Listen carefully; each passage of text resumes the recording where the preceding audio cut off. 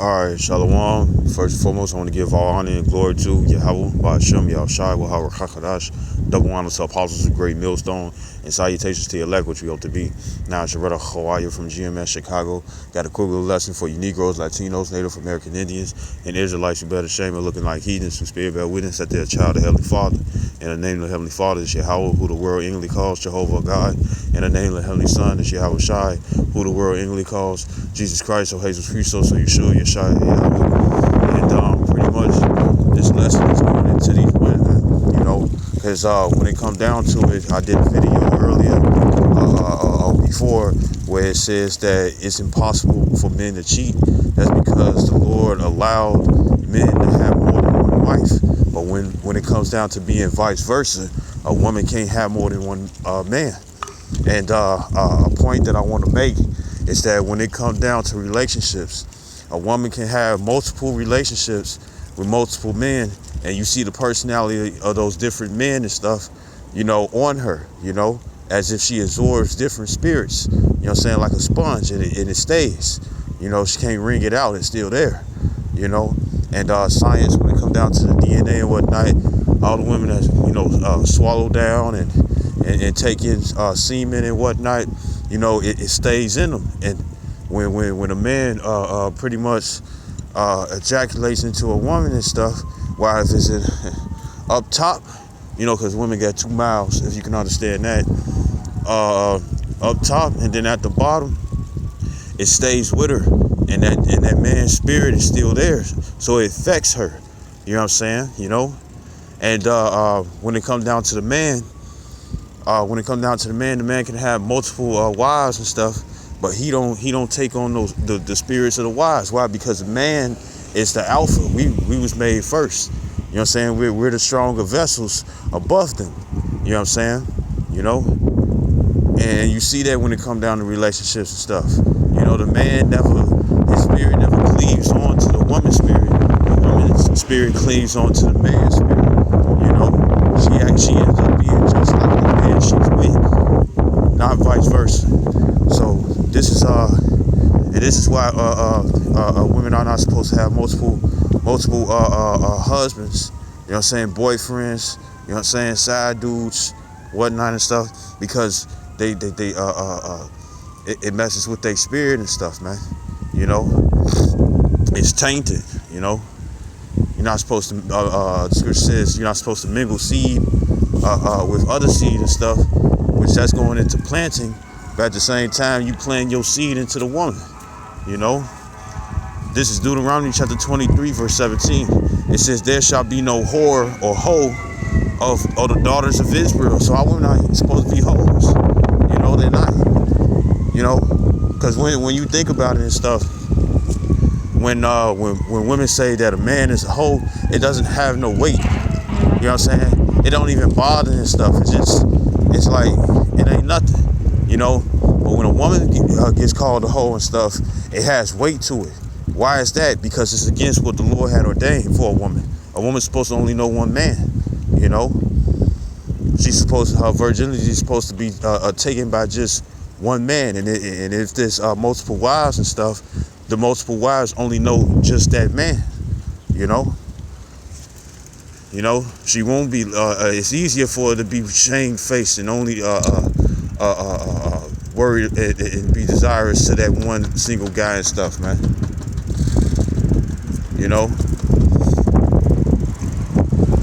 It says, I'll read again. It says, "There shall be no whore of the daughters of Israel." And when was the last time when a woman, was just dealing with one dude and stuff, and say it happened where she was a virgin and she stayed with that one guy and stuff? You never hear a woman like that being called a hoe. You know what I'm saying? Well, all these other women that call themselves hoes and play around with their friends and call themselves hoes, you know what I'm saying? It's pretty much being made evident and stuff that they know what they are, And the scripture says that we are adulterous generation and stuff. Why is that? It's because men are having sex with other men's wives, you know what I'm saying? And women are having sex with other men even though they got a man already,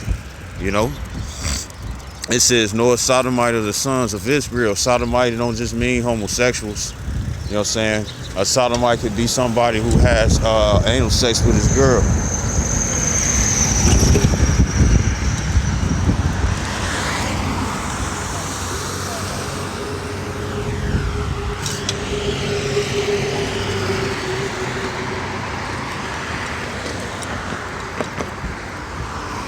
You know,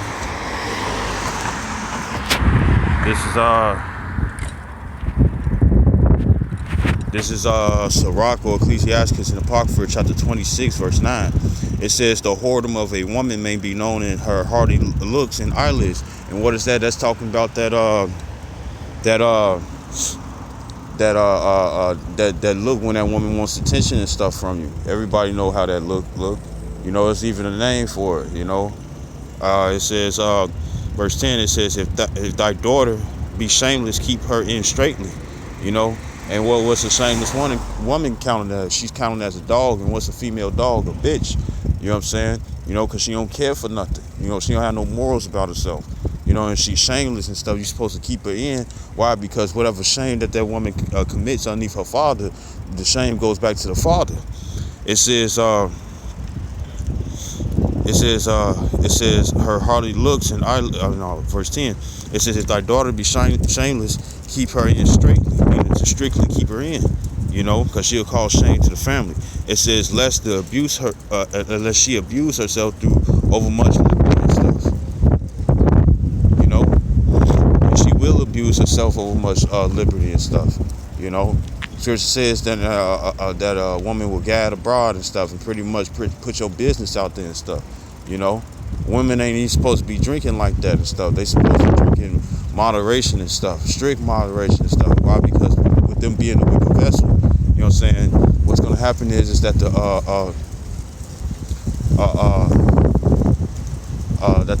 what's going to happen is that these demons and Satan and stuff, you know, is easily able to come in onto her. It says, verse 11. It says, watch over an imputed eye. It says, marvel not if she transgress against thee, right? Because she's the weaker vessel. Verse 12, it says, she will open her mouth as a thirsty traveler when he had found a fountain and drink of every water near her. It says, by every hedge will she sit down, and upon her quiver against every arrow. You know what I'm saying? Meaning that she'll suck and fuck, man. Anyone. You know what I'm saying? Scripture also says that a woman will receive any man, especially in these wicked times and stuff.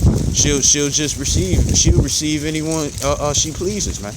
You know, a woman will see that her husband got this and got that and stuff. You know, but then a man got more. She'll try to use her body and stuff and sexual advances and stuff just to get with that dude, man. You know. Or if a man woo and stuff and their stature is lesser than her husband's and stuff, she'll still go for it, man. You know, it's like how you tell your children and stuff, don't talk to strangers, especially when they got candy in their hand. That's because they easily enticed with that candy. It's the same way with women. They easily enticed with resources, man, on whatever it is, or even just comfortability. You know what I'm saying? If a man didn't have any resources, but he could make her comfortable, she'll still go. You know what I'm saying? And this is wickedness for a woman to be like this. This is Romans chapter 7, verse 1. It says, know ye not, brethren, for I speak to them that know the law, how that the law hath dominion over a man as long as he liveth. Therefore, it shows that the laws are not done away with. Another scripture, you know what I'm saying? You know? Verse 2, it says, for the woman which having husband is bound by the law to her husband so long as he liveth. But if the husband be dead, she is loose from the law of her husband. So pretty much when it comes down to it, that pretty much when it comes down to it and stuff, if a woman, you know, pretty much has sex, get a hymen broken and stuff, get her cherry popped by that man and stuff, you know what I'm saying?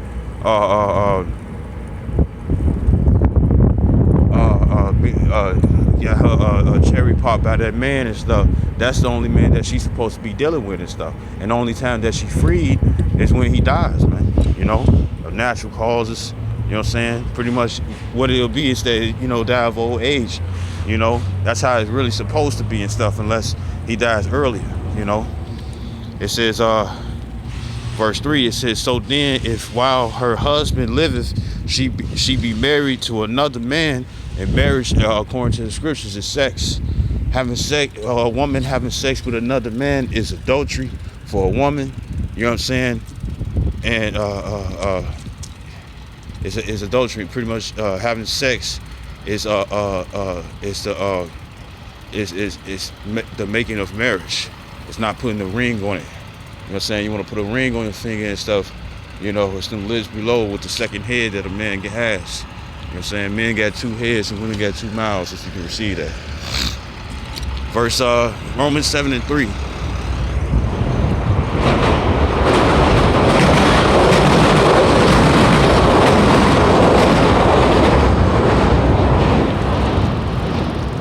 Romans 7:3, it says, so then if while her husband liveth, she be married to another man, she shall be called an adulteress, which is a female that commits adultery.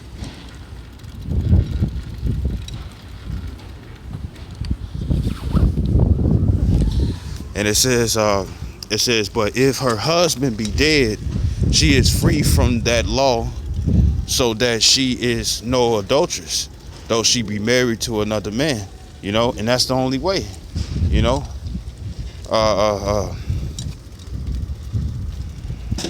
you know. So if she has sex with another man while she's married, while she got a man already and stuff, then guess what? She's an adulteress. You know what I'm saying? You know, she's a woman that's ordained for death. You know what I'm saying? It says, this is 1 Corinthians chapter 7 verse 39. It says the wife is bound by the law as long as her husband liveth. You know, meaning that you're going to be underneath your husband, man. You know, that man is your Lord. You know what I'm saying? He's the only one that you come to for all things. You know, it says but if her husband be dead, she is at the liberty to be married to whom she will, only in the Lord. You know what I'm saying? You know, and this don't mean that women get to choose. You know what I'm saying? You know, because when you read the scriptures and stuff, you know, women was always the ones who was chosen to be possessed, not possessed, but to be in the possession of a man. You know, because scripture says, he that getteth a wife, giving himself a possession. You know, this is Sirach, or Ecclesiastes in Apocrypha, chapter 23, verse 22. It says,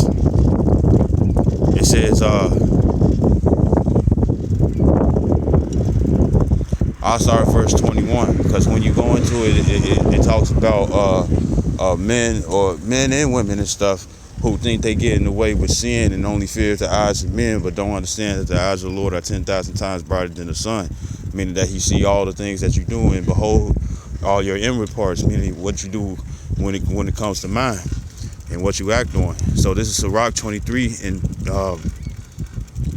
21. It says, this man or woman shall be punished in the streets of the city, and where he suspected not, he shall be taken. You know, it says, verse 22, it says, thus shall it go also with the wife that leaveth her husband and bringeth in an heir by another. And all you women and stuff, you who be having sex with other guys and stuff, you come back, try to mess with your man and stuff, and try to say that the baby is his and it's not. You know what I'm saying? You're ordained for death, man. You know what I'm saying? Because it's gonna break it down.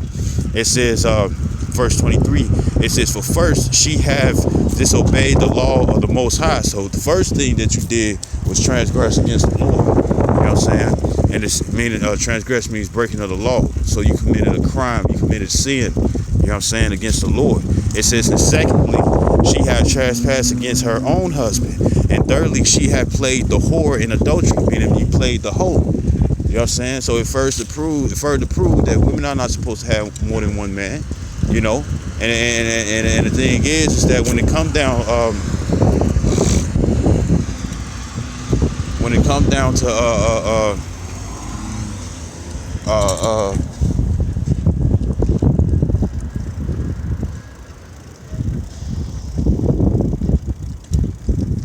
it come down to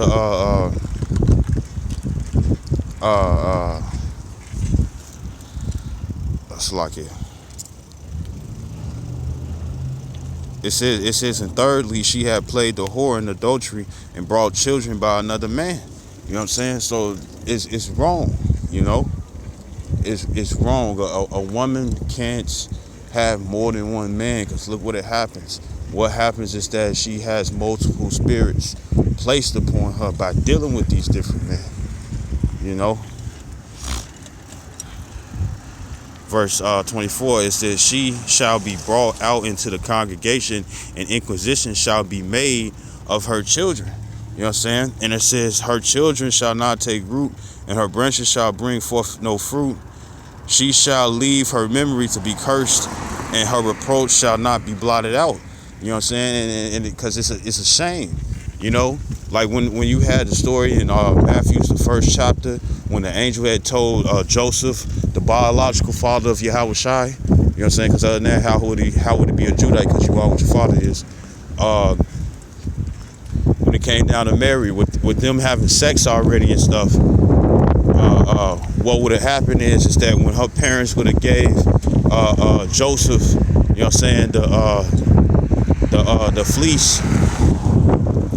The fleece and stuff, gave the sheath. It's like not the fleece, but the sheath. You know what I'm saying? The tokens of her virginity. She was supposed to bleed on it. Since they was already having sex, you know what I'm saying? The sheath would have came back clean instead of having no blood or the hymen being broken, and they would have stoned Mary to death. You know what I'm saying? Because she would have brought shame onto her father, and it also would have tried to make the father seem like he was trying to get over on Joseph. You know what I'm saying? Because, hey, back then, people really cared about the honor that withholds their family, man. You know what I'm saying? You know? But now people don't really care. You know? This is a shameless generation of Israelites. It says, you know, so pretty much I'm going to, this is Second Chronicles chapter 15 verse 12. It says, and they entered into a covenant to seek the Lord Yahweh power of their fathers with all thy heart and with all thy soul. And who made this covenant? Men and women of the nation of Israel. You know what I'm saying? And it says verse 13.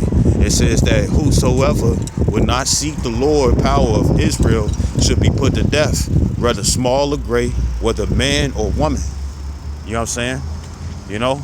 So if you ain't seeking the Lord, if you want to sit up here and it's like all you women and stuff, it's like, oh, you know, I'm a feminist and I should have the same rights as a man and stuff. You're going against the Lord, because the Lord already developed your rights as being a woman. You're supposed to play the role as a woman. You're supposed to cook, clean. But now we understand that we in a society and stuff with both parents and stuff. If you have children and whatnot, you know that the man and the woman will have to sit up here and both work. You know what I'm saying, at the same time. You know, but just to keep a stable roof over their heads. You know, because society is getting weak. Thing is that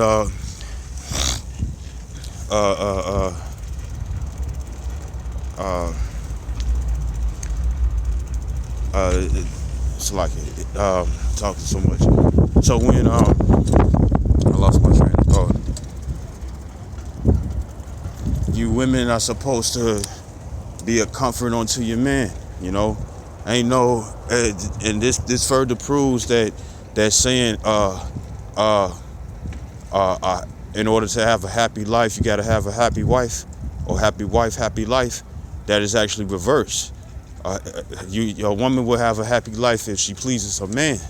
And the scripture says that a woman's desire should be towards her man. You know what I'm saying? You know? And you all are clearly not doing that and stuff. You're actually the enemy of your own nation when it comes down to the men, you know. And I hope this video was edifying. I'd like to give all honor and glory to Yahweh, Hashem, Yahushua, Harakakadash, the apostles, the great millstone, and salutations to the elect, which we hope to be. Shalom and Abba.